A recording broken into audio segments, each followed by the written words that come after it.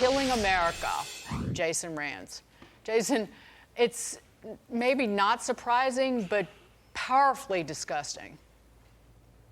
It's incredibly disgusting, and I say that as someone who actually uses mass transit in Seattle, and I've seen people openly smoking fentanyl or meth on the bus. And how sad is this? I now know what fentanyl smells like.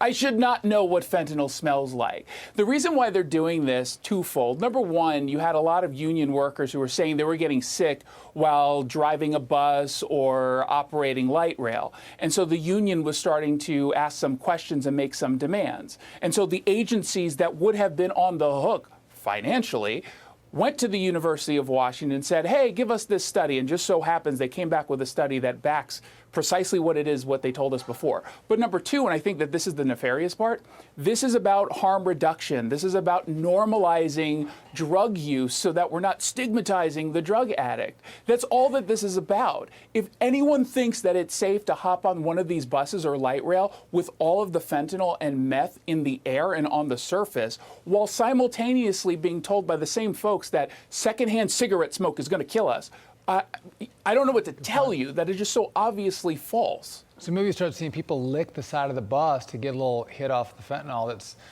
residing there. That one doesn't work. I've done it. Yeah. No. All right. Good to know. Thank you for clearing that up, Jason.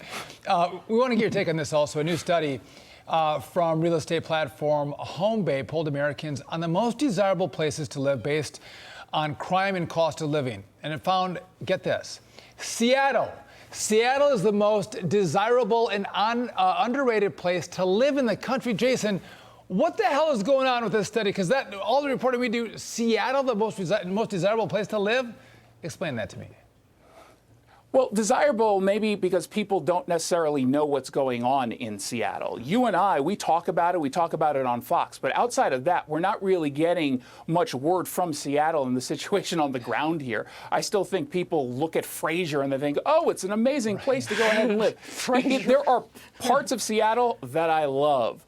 But let's be honest, we're about to hit the rate that we're at right now for homicides. We're going to have the highest homicide number in the history of Seattle. So when you're looking at crime, I don't know how they can come to that conclusion, but also the cost of living is through the roof. You're getting a studio that is about the size of where I am, which is like this big. That's for like $3,000 a month. So I don't know what people think when they're coming here, but you know, unless they're all drug addicts and they want to hop on our buses and lick the seats and whatnot.